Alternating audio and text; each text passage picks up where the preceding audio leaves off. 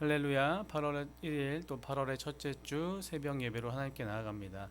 또 비대면으로 또 영상으로 예배드리지만 있는 곳에서 주님 앞에 또 무릎으로 나아가는 귀한 시간 되길 간절히 소원합니다. 오늘 함께 나눌 하나님 말씀은 구약성경 예레미야서 31장 31절로 40절 말씀입니다. 구약성경 예레미야 31장 31절로 40절 말씀 1102면에 있습니다. 같이 읽겠습니다. 여호와의 말씀이니라. 보라, 날이 이르리니 내가 이스라엘 집과 유다 집에 새 언약을 맺으리라. 이 언약은 내가 그들의 조상들의 손을 잡고 애굽 땅에서 인도하여 내던 날에 맺은 것과 같지 아니할 것은 내가 그들의 남편이 되었어도 그들이 내 언약을 깨뜨렸음이라. 여호와의 말씀이니라. 그러나 그날 후에 내가 이스라엘 집과 맺을 언약은 이러하니 곧 내가 나의 법을 그들의 속에 두며 그들의 마음에 기록하여 나는 그들의 하나님이 되고 그들은 내 백성이 될 것이라. 여호와의 말씀이니라. 그들이 다시는 각기 이웃과 형제를 가리켜 이르기를 너는 여호와를 알라 하지 아니하리니 이는 작은 자로부터 큰 자까지 다 나를 알기 때문이라. 내가 그들의 악행을 사하고 다시는 그 죄를 기억하지 아니하리라. 여호와의 말씀이니라. 여호와께서 이와 같이 말씀하셨느니라. 그는 해를 낮의 빛으로 주셨고 달과 별들을 밤의 빛으로 정하였고 바다를 뒤흔들어 그 파도로 소리치게 하나니 그의 이름은 만군의 여호와니라. 이 법도가 내 앞에서 패할진대 이스라엘 자손도 내 앞에서 끊어져 영원히 나라가 되지 못하리라. 여호와의 말씀이니라. 여호와께서 이와 같이 말씀하시니라. 위에 있는 하늘을 측량할 수 있으며 밑에 있는 땅의 기초를 탐지할 수 있다면 내가 이스라엘 자손이 행한 모든 일로 말미암아 그들을 다 버리리라. 여호와의 말씀이니라. 보라, 날이 이르리니 이 성은 하나넬 망대로부터 모퉁이에 이르기까지 여호와를 위하여 건축될 것이라. 여호와의 말씀이니라. 측량줄이 곧게 가렙 언덕 밑에 이르고 고아로 돌아 시체와 제 모든 골짜기와 기드론 시내에 이르는 모든 고지 곧 동쪽 미문의 모퉁이에 이르기까지 여호와의 거룩한 곳이니라. 영원히 다시는 뽑거나 전복하지 못할 것이니라. 아멘. 이 시간 함께 읽은 본문 말씀으로 새 언약 백성으로 살기라는 제목으로 말씀을 나누려고 합니다. 5월부터 시작해서 오늘까지 약 3개월간 예레미야 1장부터 31장까지 말씀을 함께 나눴습니다. 내일부터는 로마서 말씀을 함께 나누게 될 텐데 성도님들께서는 지금까지 한 3개월간 예레미야서를 나누면서 또 어떠셨습니까? 예레미야서는요 대선지서로 또 양도 좀 많고요, 내용에 있어서도 심판의 내용이 좀 주를 이루고 있습니다. 그래서 쉽게 읽혀지지도 않고 또 어렵게 느끼는 것도 사실입니다. 하지만 새벽 시간마다 함께 말씀을 나누며 하나님의 마음을 알아가고 또한 오늘 우리에게도 동일하게 적용되는 살아있는 하나님의 말씀이시기에 큰 은혜 받으셨을 줄 믿습니다. 앞에 있는 1장부터 31장 지금까지 우리가 함께 나눴던 말씀을 잠깐 살펴보면 이스라엘 역사 중에서 가장 절망적이고 슬픈 역사 가운데 하나가 바로 남유다의 멸망이었습니다. 아브라함의 하나님, 이삭의 하나님, 야곱의 하나님, 자신들의 조상의 하나님이시자 출애굽을 통해 구원하신 하나님과 또 하나님께 선택된 이스라엘 백성, 자신들은 망하지 않는다고 생각했습니다. 자신들은 영원할 것이라고만 생각했습니다. 선택된 특별한 민족이라고 여겼습니다. 정작 그들의 상황은 전혀 몰랐기 때문입니다. 이스라엘 백성들은 세대와 계층, 지위를 막론하고 총체적인 죄에 빠져 있었습니다. 그 죄 중에 가장 큰 죄가 무엇인가요? 마음속에 하나님 두는 것을 싫어했고 스스로 옳다고 생각하고 우상을 숭배한 것, 헛된 것을 따라 헛되게 행동했던 그들이었습니다. 예레미야서 2장 13절에 잘 나와 있어요. 뭐라고 나와 있냐면 내 백성이 두 가지 악을 행하였나니 곧 그들이 생수의 근원되는 나를 버린 것과 스스로 웅덩이를 판 것인데 그것은 그 물을 가두지 못할 터진 웅덩이들이니라. 아멘. 하나님께서 가장 싫어하시는 이 우상 숭배, 바로 하나님의 주인됨을 그들은 다른 우상으로 채우면서 계속해서 죄를 짓고 있었음에도 정작 그들은 자신들은 안전하다, 자신들은 망하지 않는다라고 생각했던 것입니다. 그 가운데 하나님께 소명을 받고 부름받은 사람이 바로 예레미야 선지자인 것이죠. 1장부터 10장까지의 모습이 전반적인 내용이 그런 내용인데, 예레미야는 이 슬픔의 시대에 하나님의 말씀을 전하기 위해서 선택되고 부름받은 귀한 선지자였습니다. 멸망하는 동족들을 바라보면서 눈물이 마르지 않았던 그 선지자, 그래서 예레미야를 일명 눈물의 선지자라고 이야기합니다. 언약을 깨버린 백성들에게 이제는 죄로부터 돌이키고 회개하면서 하나님 말씀에 순종하라는 말씀을 계속 전하게 됩니다.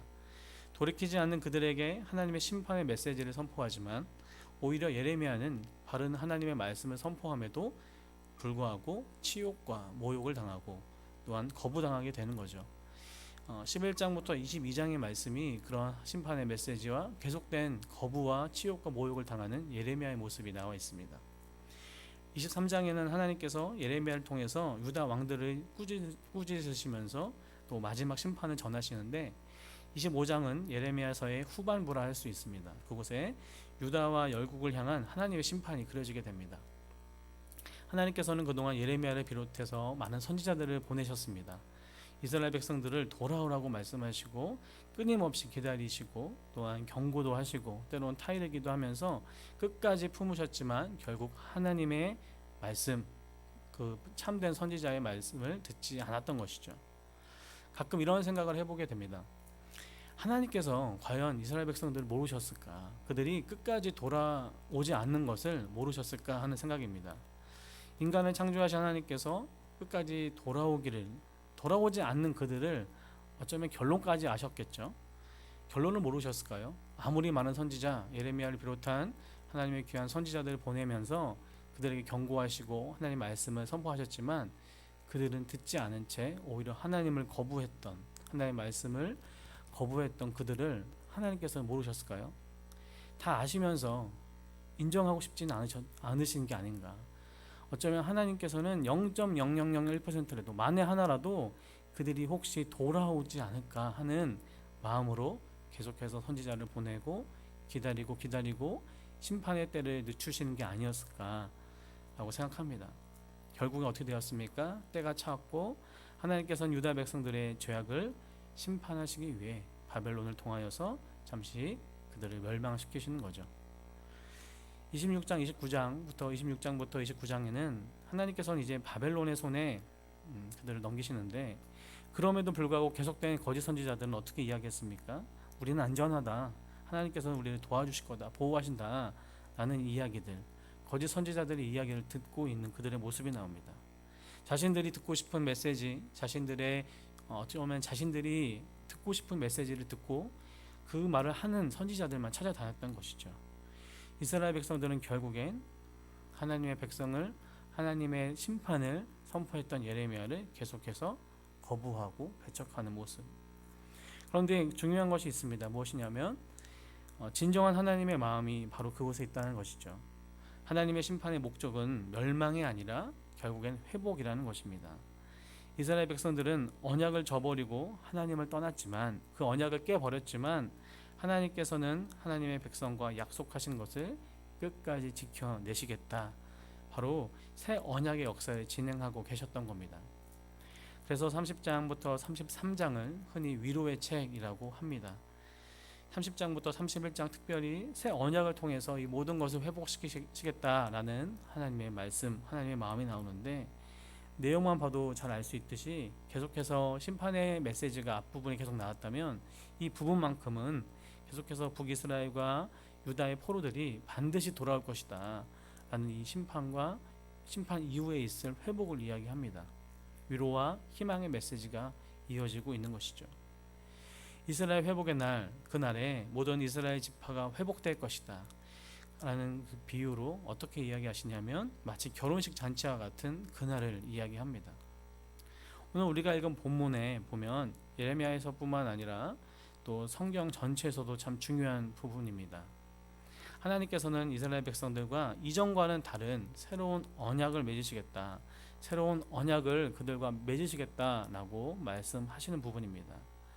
33절 다시 한번 읽어보면요, 그러나 그날 후에 내가 이스라엘 집과 맺을 언약은 이러하니 곧 내가 나의 법을 그들의 손에 두며 그들의 마음에 기록하여 나는 그들의 하나님이 되고 그들은 내 백성이 될 것이라. 여호와의 말씀이니라. 아멘.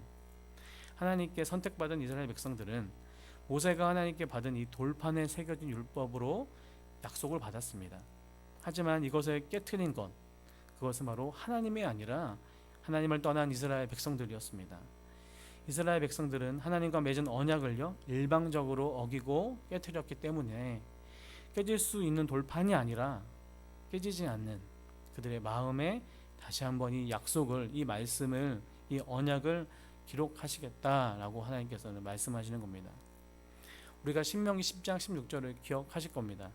신명기 10장 16절에 뭐라고 나와 있냐면 그러므로 너희는 마음에 할례를 행하고 다시는 목을 곱게 하지 말라.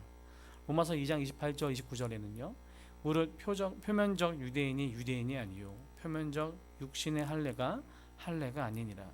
오직 이면적 유대인이 유대인이며 할례는 마음에 할지니 영에 있고 율법 조문에 있지 아니한 것이라.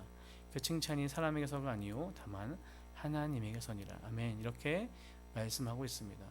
계속해서 마음 중심을 이야기하는 것이죠.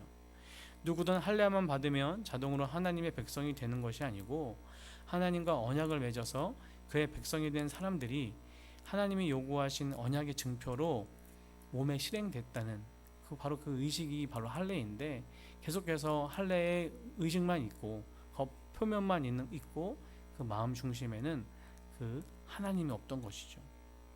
육체의 할례가 아니라 마음의 할례를 계속해서 하나님께서는 강조하셨습니다. 진정한 기독교가 무엇일까요? 단지 신앙의 의식, 어떠한 형식, 그 외면이 아니라 그 내면 아니겠습니까? 그 내면과 중심의 그 심령에 내가 주인이 아니라 하나님이 주인이 되시는 것. 하나님이 나에게 정말 진정한 주인이 되셔서 내 마음 중심에 나의 삶의 중심으로 모시고 나의 마음의 변화, 중심의 변화, 삶의 변화를 이루시는 것. 바로 그것이 우리의 신앙이 아니겠습니까? 이 모든 것의 주체는 바로 하나님이십니다. 우리가 이 본문에서 계속 주목해야 하는 것은 계속 주체가 하나님이라는 거예요. 하나님께서 하시겠다. 하나님께서 직접 그 일을 하시겠다라고 말씀하십니다. 새 언약을 마음에 새김으로 하나님의 자녀로 의롭게 살아가는 것, 그조차 사실 하나님께서 이미 우리에게 주시는 이 주체는 하나님이시라는 거죠. 하나님은 늘 그러하셨습니다. 영원히 그들의 하나님이 되시겠다라고 말씀하셨습니다. 뿐만 아니라 이 새 언약과 함께 예루살렘의 또 지형이 확장되는 것이 우리가 읽은 38절부터 40절에 나와 있는데, 하나님께서는 행하시는 이 영적 건축에 동참할 수 있게 우리를 초대하십니다. 새로운 창조 질서 가운데, 그 건축 가운데 예수님께서는 우리를 초대하시면서 완성될 그날, 예수님께서 다시 오심으로 완성될 그날을 우리에게 말씀하시는 것이죠. 말씀을 좀 정리하면서 마치려고 합니다. 오늘 우리가 읽은 본문은 새 언약의 정말 중요한 또 중심이 되는 본문이었습니다. 우리가 잊지 말아야 할 것은 하나님께서 이스라엘 백성들과 맺으셨던 이 언약은 한 번도 하나님의 편에서는 깨어진 적이 없습니다. 단순히 죄 가운데 하나님을 떠났던 이스라엘 백성들의 편에 있었던 것이죠. 모든 책임이 바로 이스라엘 백성들의 책임이었는데 하나님께서는 계속해서 그들을 기다리시고 그들이 돌아오기를 기다리시면서 다시 한번 이 새 언약을 허락하십니다. 그러면서 모든 주체, 늘 그러셨듯이 하나님께서 다 이루신다. 하나님께서 나의 법을 그들의 속에 두고 그 마음에 기록하겠다 말씀하시는 것입니다. 모든 구원은 바로 하나님이 주체가 되시는 겁니다. 하나님은 그렇게 저와 여러분을 초대하고 계십니다. 우리가 힘든 시대를 보내고 있습니다. 코로나19라는 시대를 보내고 있지만 우리가 잊지 말아야 할 것은 구원도 하나님의 것이고 우리의 삶도 하나님의 것이고 우리의 상황과 환경도 하나님의 것이라는 것입니다.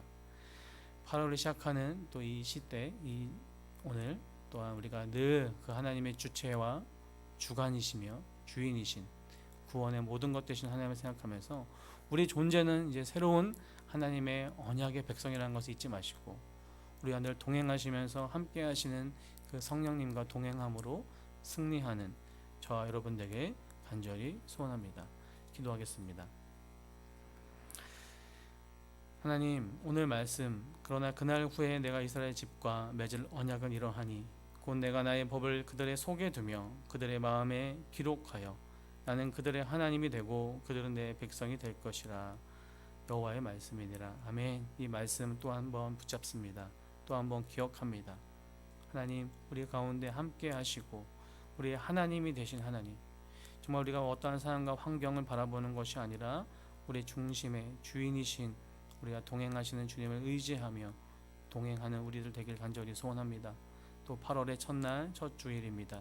주님 앞에 예배하며 나아갈 때 우리가 비록 상황과 환경은 어렵지만 또한 비대면의 상황이지만 주님 앞에 신령과 진정으로 영과 진리로 예배하게 하여 주시고, 또한 우리 주인이신 하나님과 맺은 이 새 언약이 예수 그리스도로 우리에게 이미 구원하여 주신, 그리고 앞으로 올 그 십자가의 은혜와 또한 그 완성될 그 날을 기다리며 정말 예배로 나아가는 등곡 중앙교회 성도님들 될 수 있도록 도와주시옵소서. 우리의 삶을 주님께 맡깁니다. 감사합니다. 새 언약의 주인이신, 우리 삶의 주인이신 예수 그리스도의 이름으로 기도드렸습니다.